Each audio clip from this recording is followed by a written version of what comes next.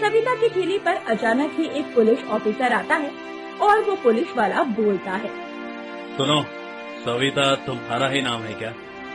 जी inspector साहब, मेरा ही नाम सविता है। बताइए, कोई बात हो गई है क्या? सविता, तुम तो गुपचुप और चाट बेचती हो। मैंने सुना है कि उसमें मिलावट करती हो। बहुत सारे लोगों का तुम्हारा गुपचुप और चाट खाकर पेट खराब हो गया है।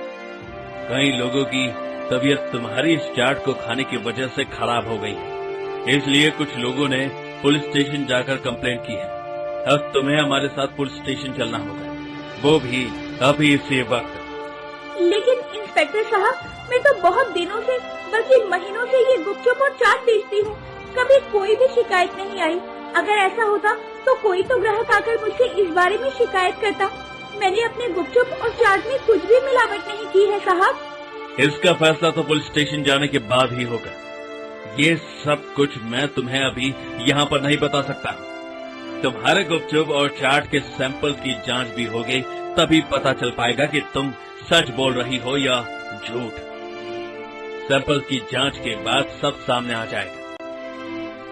इसके बाद में ऐसा कहकर पुलिस वाला सविता को पकड़कर थाने ले जाता है और उसके गुपचुप और चाट के सैंपल का टेस्ट होता है और टेस्ट में वो फेल हो जाती है और उसे जेल में डाल दिया जाता है। सविता बेचारी जेल के अंदर बिलक बिलक कर रो रही थी।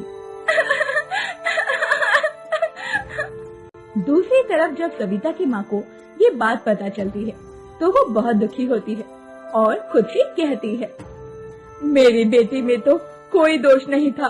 क्या पता ये पुलिस वाले इसे क्यों ही पकड़ कर ले गए। उसके पिता के जाने के बाद सविता ने सब कुछ बहुत अच्छे से संभाल लिया था।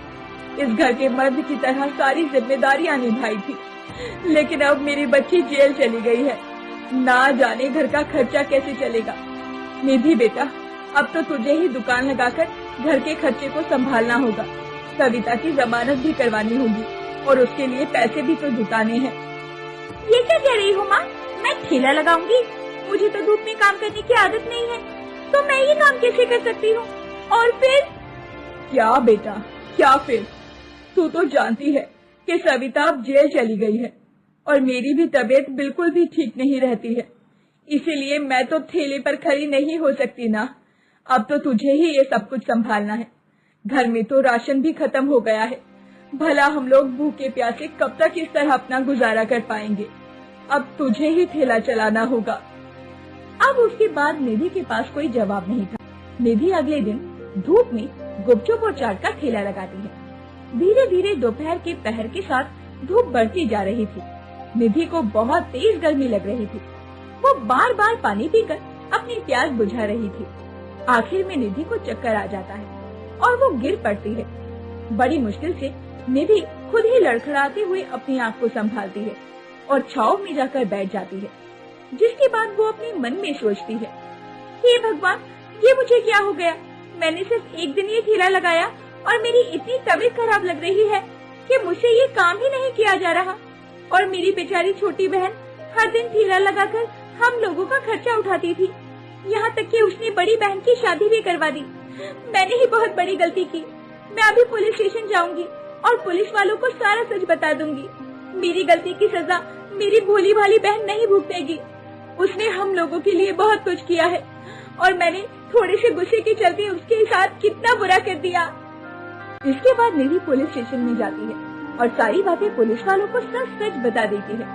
फिर पुलिस वाले उस पर बहुत नाराज भी होते हैं और इंस्पेक्टर निधि को जवाब देता है, अभी तो मैं तुम दोनों बहनों को छोड़ रहा हूँ, लेकिन आज के बाद ऐसा कुछ भी हुआ तो मैं तुम दोनों को अंदर कर दूंगा और उसके बाद कोई भी तुम्हें यहाँ से बाहर नहीं निकाल पाएगा, समझे? अब जाओ यहाँ से और मेरे कानों तक तुम्हारी कोई भी शिकायत नहीं आनी चाहिए। इस बात का खास ख्याल रखना। चलो जाओ।